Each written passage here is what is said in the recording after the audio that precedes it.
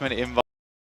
Tough. It's very tough, but I do think they've redeemed themselves here. I think they can stand tall going into day 3, knowing that they have done all that they can to potentially grab themselves a first place, or at least a top 3 here in our final day of PMGC 2024. It's all happened so quickly this year, and we are getting into Sanhok. Our first game marks the first challenge for these teams looking for a first place position to take home the trophy.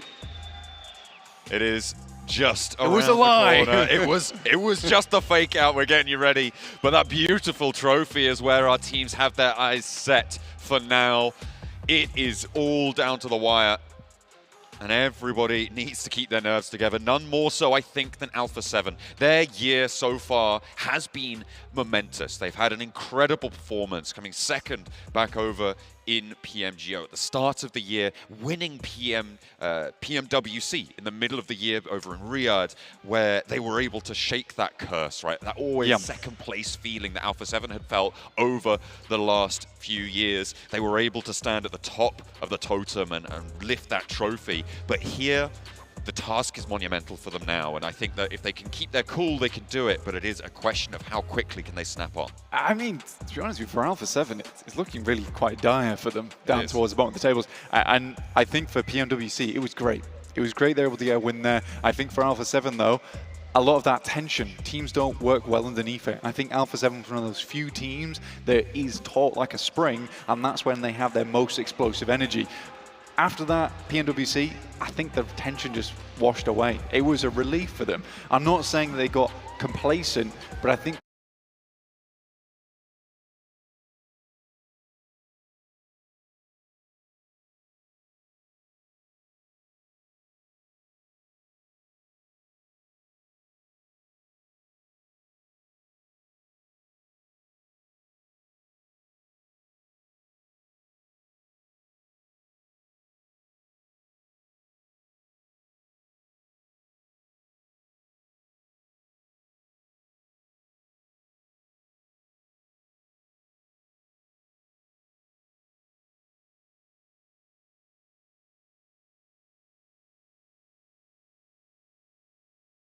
washed away. It was a relief for them. I'm not saying that they got complacent, but I think because that pressure left them a little bit coming into PMGC, it's a slightly different story for them, right? And I think that you can't be on top of the world forever. They have been consistently in the top 3 for such a long time. I think if you're an Alpha 7 fan, don't feel too bad about this tournament, honestly. You got to look back at all the consistency they've had throughout the years.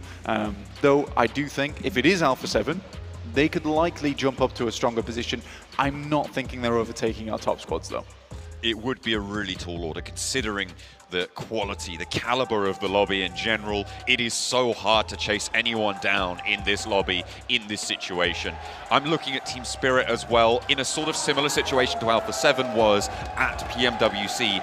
They've always been in a top 5 consideration, right? They've never been able to push towards that top 1. If there's a tournament to do it, it's now. We were talking before and you were saying, you think Nomi may just be the best player in the world right now for PUBG Mobile, and I would back you up on that. I think he's phenomenal and an excellent credit to the team. This roster, as it is right now for Team Spirit, is a champion roster, but they need to show up today. That is the issue with Team Spirit, is that they swing wildly between performance to performance. And I think it is difficult. I will 100% stand by the fact that I do think that Nomi is currently the best player in the world. It's hard to top him, consistently top of damage numbers every single time. Though, teamwork is the name of the game here over in PUBG Mobile, and that's what we want to see on Sanhok. London, make some noise for the first game of PMGC Championship Sunday. The plane will take us over the jungle for the final time of 2024. Sanhok for the last entry. Who will rise above? Who will control those crossings? Who's going to be able to wend their way through the undergrowth and make a meal out of this one? It's a short amount of games, 6 matches ahead of us, and that's all you grab. The Vicious dropping in. I think that's on top of TJB, if I'm not mistaken. A hot drop to start things off. getting in real quick for this one. TJB with one player on 2 in this building. You could see the rest of TJB looking to try and regroup. The rest of the Vicious, I think they're a little bit further away. So right now, inside of this south side Camp Charlie, it is a 2v4 in the favor of TJB, but the Vicious are going to be looting. They're going to be trying to hold this fight at arm's distance until the rest of the team can move up to the hills that surround it. TJB need to be careful here. TJB, they had a run out yesterday, now looking to push it a little bit further. Let's get us off the map. Let's look at this fight right now, because it is very important for both teams. It's a great starting point for them. The Vicious in 60 points, TJB tied. Who will go ahead? That is the real question here for both squads. TJB, Longs, as well as Triple S, the triple threat down below. Looking to potentially grab a shot over towards them. Awkward sightlines for both teams currently. You can see those hills on the south edge of this one, though, under control by Brunozin, who nearly gets the frag, but not quite able to go the full Monty there and get the knock that they were looking for. It is still just back and forth, but the knock over towards Longs is pretty nasty. Isolated as well. The Vicious have put themselves in the advantage here. They don't have to worry about players spotting them on the high ground, but Triple S steps up, stands tall for TJB, keeps them in the running on the match. Reyes has been spotted, and the Vicious lose 1. Fully flushed away. Can they find an answer? Adrenaline shot straight to the heart, a 676 there, and to the heart of the team, because they'll need it going forward. Keep themselves alive. Triple S is down though, and the Vicious starts to dismantle. Over towards TJB. 3 players looking to move through on Camp Charlie, south side. The first game today for TJB to try and keep this one going. Push out of that 10th place where they sit right now. Around the corner, David goes low, but the trade is there from Diminor, and 676 is the next to fall. 2 players eliminated, 1 player knocked. Longs is still there on the high ground, and Flower just trying to get away from it. Flower wilts away from this one. Not possible to go any further into that engagement. For the Vicious, they take the first dub there. 2 elims for them. They lost 1 player for it, but I think they'll be pretty happy with that result. 4MV on your screens, already finding some good knocks over towards Na'Vi. 5th place team, straight up into 3rd with that 1 elim. Shows you how close these tables are, and every single point will matter. Point denials will matter as well, Blank, as we get in towards the late stages. Every single inch you can extract from these matches is crucial, as Refus finds another step towards the top of the tables, adding to their tally. Another knock for 4MV, which is most likely going to be flushed here. Can only be happier. Na'Vi rocks straight up into another trap. It's Dplus. Fabian finds the first shot. It is disgusting. And Na'Vi down to 1. Fabian with a reload immediately around the corner. Might be looking to drop the nade, but 6 is up front of personal, but Fabian doesn't waver an inch. He's got Nolbu coming in for the backup, but he sends him away, says, I've got this handled. I'm fine on the inside. And Fabian racks up 2 for South Korea. Now only 4 points behind RCB. RCB currently up towards Cow's side of things. They've got a little while before they do get stuck into the fighting down towards that south side though. It's a long rotate for them. Circle did head over towards the east around the Kawi and Kampong. Team Spirit still making that rotate. Dplus once again looking for even more eliminations. Good tag on the vehicle, but NIGMA Galaxy do get away. Narvalo safe for a little moment longer, but they're moving up towards 4MVs. Draw a little bit short this compound here, just to the south of 4MV's hold. The circle out towards that quarry location. We're looking at teams look to condense there. Refus is lighting it up as well. Narvalo was low before, but he still has a little bit of cover. Those buildings were not under control from 4MV, and I think this is disciplined from NIGMA Galaxy. Not to go too far. They know they haven't scouted enough to be able to push forwards to that north side, but they do now have the info that 4MV hold that compound on their north edge. INSILIO over towards that north side though. 4MV learnt their lesson from yesterday, which is nice to see actually. Considering they pushed far up towards that north side of Pine 9, INSILIO catches it off guard. Today, 4MV says, we do not want any of that smoke. They move down towards that southeast side, which is the smart decision. It's the correct decision. I'm glad that 4MV did go over that game and was like, yes, what we did was silly, but we can quickly patch up any of those major mistakes. Redlick vigilant over towards 4MV's position here, towards their south. The hill to the east of Painan may make ThunderTalk's approach hard as well if INSILIO hold that west side solid. RCB, in the meantime, on that northeast edge, rotating in past Camp Bravo, looking to push in past Lakawi. Alpha 7 will potentially be the first team to meet them there. The Falcons are out to the west of it as well. A difficult approach, sure, but it should be fairly safe for this current circle. Getting into the next ones, though, a lot more treacherous. For RCB, it's a 4-point lead right now over Dplus. The pressure is monumental going into today for RCB. It's going to be a struggle. But I think it all starts here over on Sanhok. If they're able to get themselves a couple of eliminations, a few placement points, and just keep themselves ahead of the game. They don't want to be playing catch-up today. They want other teams to be chasing them down. They want to be leading from the front, and that starts on Sanhok. A relatively chaotic map at times, but RCB has got to harness that one. They've got to get this under control and bring a little bit of order back to Sanhok itself.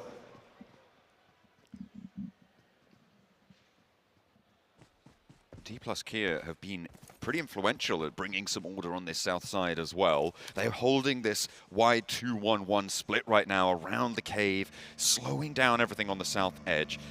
They're potentially reading into the idea that, well, those river crossings, they're going to be pretty chock-a-block right now. They're going to be busy. So teams are going to help us to stagnate that west side. Instead, let's lock down the majority of this south edge. They've retreated to a 2-2 split now, and they're looking to rotate around to control more of this circle as it sits into stage 2.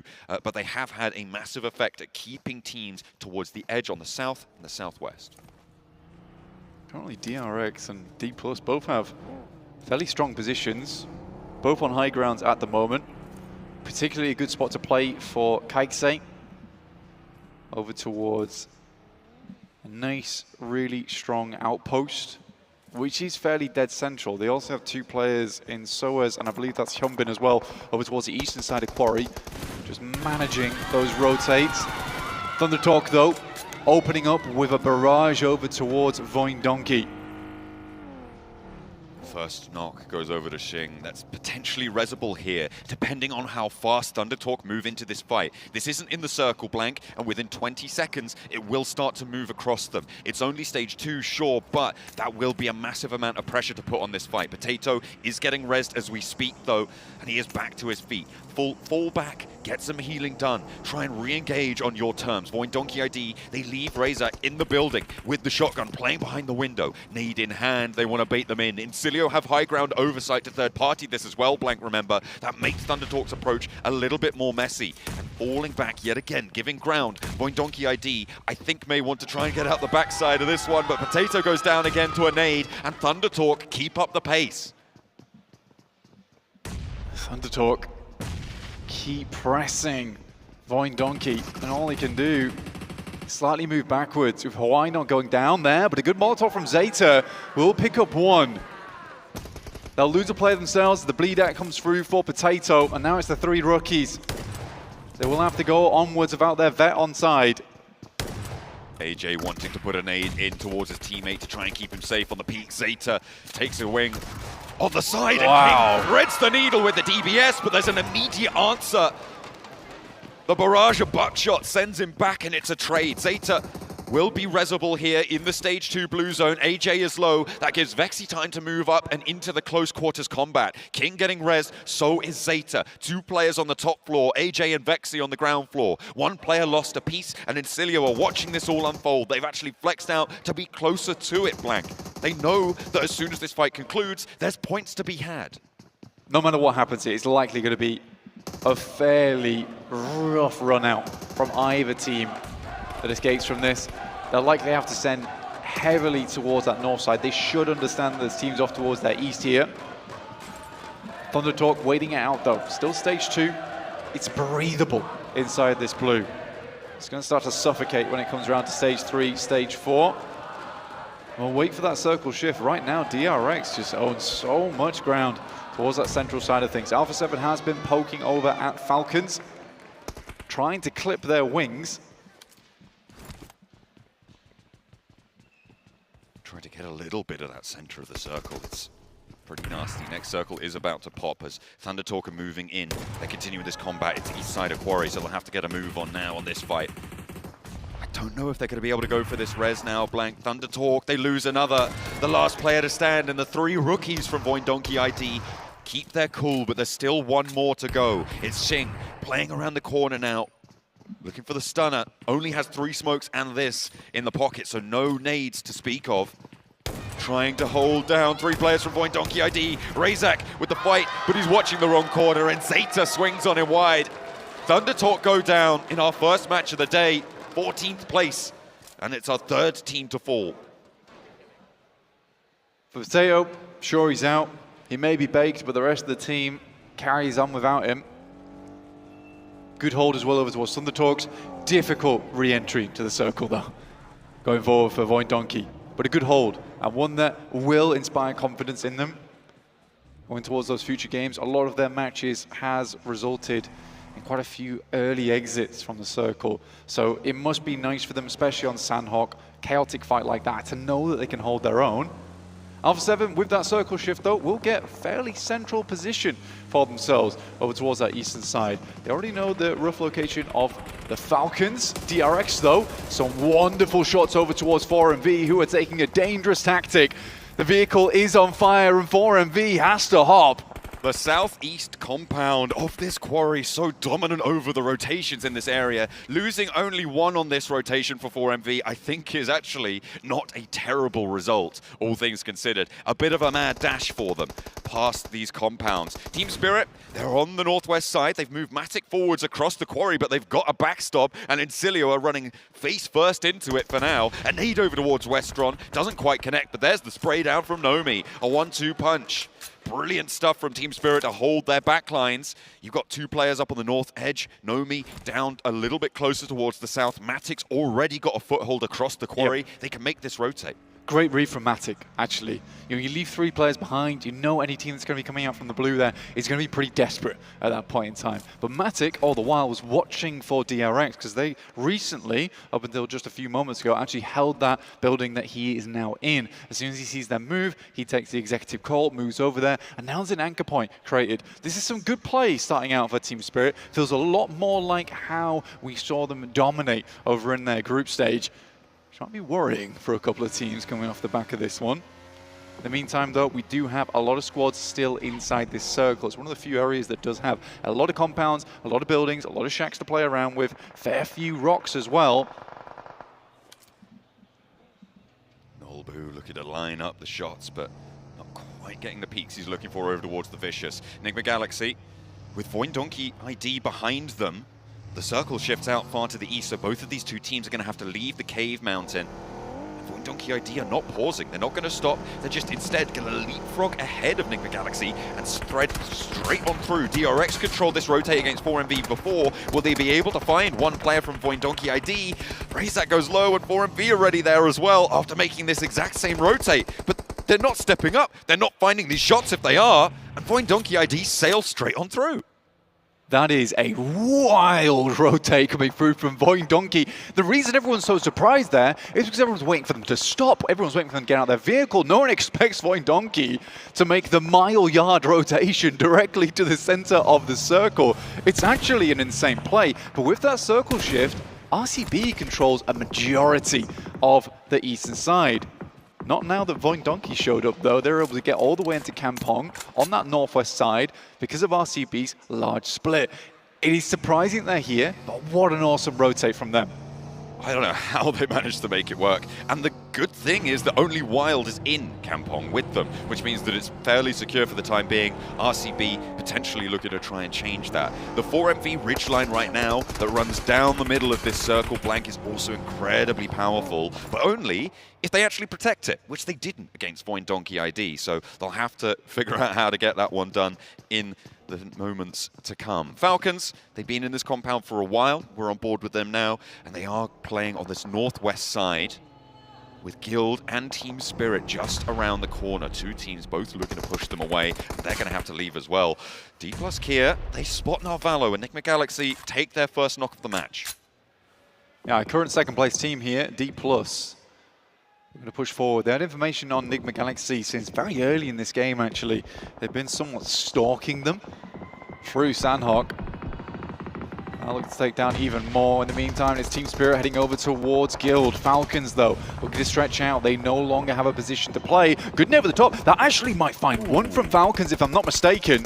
Doesn't quite connect fully onto East, and there's a knock-onto effect. This is stage 4. You need to get out of the blue zone to res. They'll need to pick him up and get away fast, or just give up the ghost on the player and play on as 3. It looks like that may be what they're going for, because Matic and Nomi are both low as well. They don't have the time to spare to go for this one. A dash through the smoke. Falcons lose East up on the high ground, sure, but Team Spirit lose one as well. And there's really not that much to play around with, but Kitsune is there to stand for them. And up on the higher ground will be able to give them an avenue in. The Falcons' sightlines dispatched, and they are really now threadbare on the north side.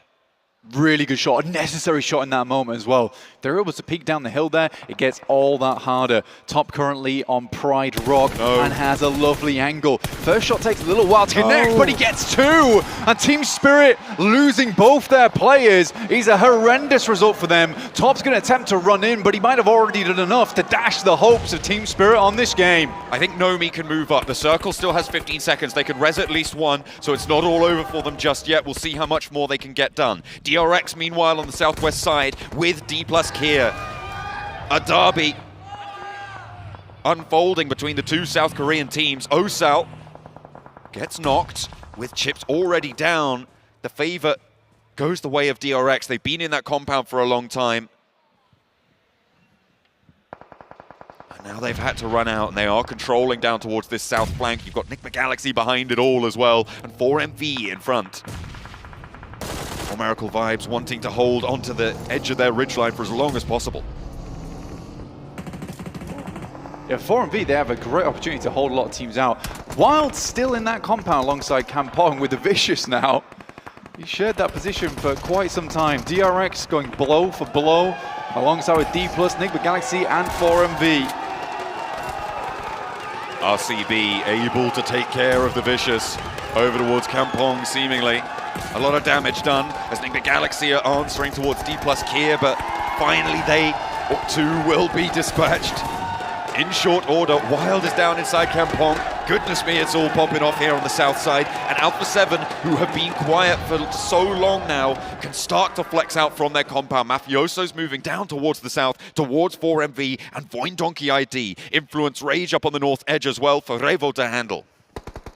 Yeah, for Alpha 7, this is a good starting point for them to start jumping up the lobby. The fact that VOIN Donkey is still inside this lobby and also doing fantastically well is a massive surprise to me. DRX still attempting to move through, but is put down by 4MV's final player, Baron. But a 7 elim match is awesome for 4MV.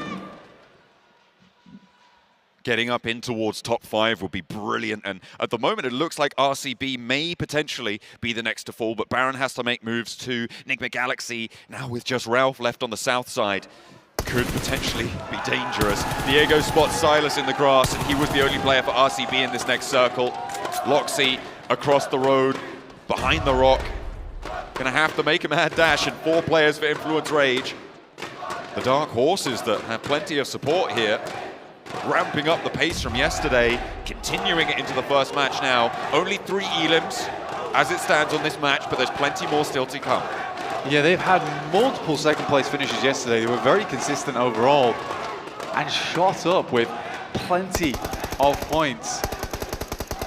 Now Loxy, last here, finds Diego, immediately goes for a heal. Influence Ray should know of his position, but he's just stacking points on this one. That's a lovely nade over towards the backside. Lover's in with a unbelievable arm on him. Lorazin lobs it in with the skyball over to Loxy. Takes him out on that north edge. 3 players though for Influence Rage. The fact that there was an elimination gained there for RCB could as well be incredibly important. Finally now, Alpha 7 have entered the match. There's only 3 teams remaining, and they've got 3 elims, so they need to try and push for more. They need a miraculous day. But Razak's here, and VOIN Donkey ID have 8 themselves. 3 players alive and 8 eliminations to play on this ridgeline as well. If they can rebuff Influence Rage, who are, of course, diminished in power, with that player going down, there's a real big chance for VOIN Donkey ID here. I mean, it's a 3 versus 3 versus 3. This is completely evens across the board. The difference is VOIN Donkey ID's got a lot of space to play with here going forward, and can force both Alpha 7 and Influence Rage to have to take fights with one another. Influence Rage, though, understands this. We'll move further over towards our eastern side. VOIN Donkey ID, though, getting scarily close to where CARYA is playing. Playing together here, Influence Rage.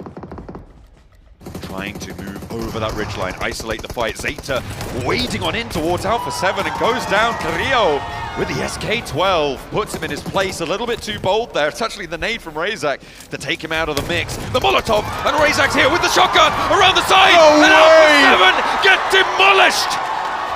Brazil lose one, but they still got another horse in this race. VOIN Donkey, razor sharp and razor on that front line. Now Influence Rage look to move forward. Can VOIN Donkey ID hold on? After a miracle charge to the other side of the map, Influence Rage looks to put them down. Vexy on the front line, 2 players to go into it. 8 elims for Razak already. And they need 3 more. Vexy, he's a long-range specialist, but put him in the boiler. And let's see what he's got. 3 players close by, Law the first to face. Razak standing up. Gets taken down, and it's a 1v3. First is taken out. Vexy has health. No way. Spotted through the smoke, sprayed low. Little Boy on the back line, dead center on the circle as Vexy approaches the rock. Little Boy making the dash to try and back it up. DBS in hand, they're playing one side of the rock. Vexy gets clipped here, low HP, and he will need these shots to find, but it will not come through. Influence Rage, right over the ridgeline, and VOIN Donkey ID plays second. What a game from them. The commit to the angle as well was insane, but it is Influence Rage. The expectations were big. Let's talk to the analysts over on the desk and see what they thought about that game.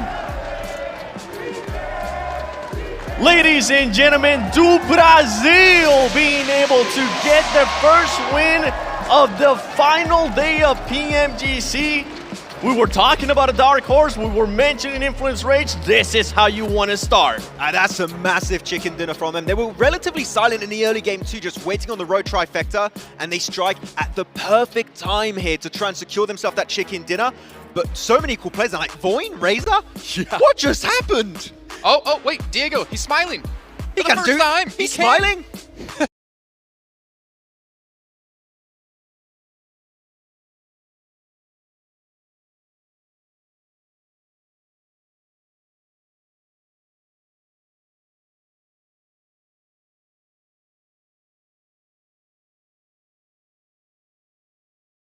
Magnetize is great. Like this knowing. The bottom or the top properly.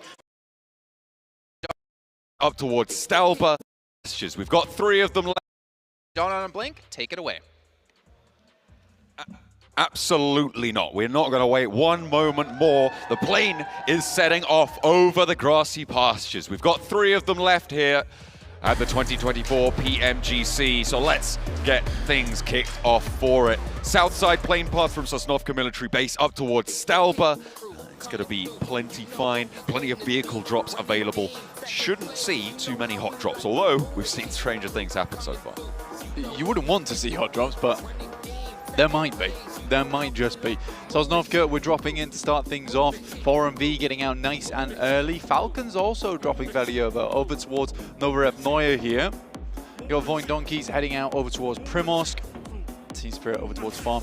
Interesting match, that last one. Obviously, VOIN Donkey ID with one of the most unbelievable rotations that we've seen so far in PMGC 2024. And again, I'm pretty sure the reason they didn't get taken out is because everyone assumed that they were going to stop somewhere, and they just didn't. Went straight through to Kampong. Very well-timed rotate as well, just as stage 4 hit, so they knew exactly where they could go. It was fortunate that Kampong was still in, but they took control of that very handedly. I think if 4MV had not lost a player on their rotate there as well, that may have been a little bit more difficult to make that VOIN Donkey dash and make it all the way through. If they'd had 4 players, they may have been a little bit more confident in their hold, ready for peaking, that sort of thing, willing to go for a little bit more of a trade. But was not to be the case. Unfortunately, DRX saw to that. Circle for our first entry on Erangel today. Heads out towards the Gatka fields, keeps a little bit of George Pole in. And so far I haven't seen any hot drops, but I'm still waiting to see if that could change. I think everyone has managed to divide themselves and grab what they need to get on the road. Yeah, most people are okay with this. And again, hot drop's not likely now, considering the circle moves over towards that western side. Most teams do need to get a move on, move into some better positions. Starting on that eastern side means there's going to be a massive amount of roadblocks going in on that eastern edge of the circle. So you'll see teams trying to rotate over towards shooting range, potentially into North George. Alpha 7 don't really have too much chance of making that happen, though. That is their original drop spot. They do head over towards Lipovka here, and they're one of the furthest teams out towards the east. So slightly more difficult, though. For it, but No Westron's way. holding on. No 1, way. 2, 3. McLaren after McLaren falls to the shotgun. A Westron with a magnificent stand-up for INSILIO. What was that? Westron does just send them spinning. They have no idea where that compass is pointing at this point because they have just been spun out in the McLaren. Incredible moves. The Vicious off a free game. They go home empty-handed. They forget to pick up on the deal. How on earth do you find that? Westron. He's in the tower. He's into the circle and he's in the tower. Diminor wants revenge, but denied. That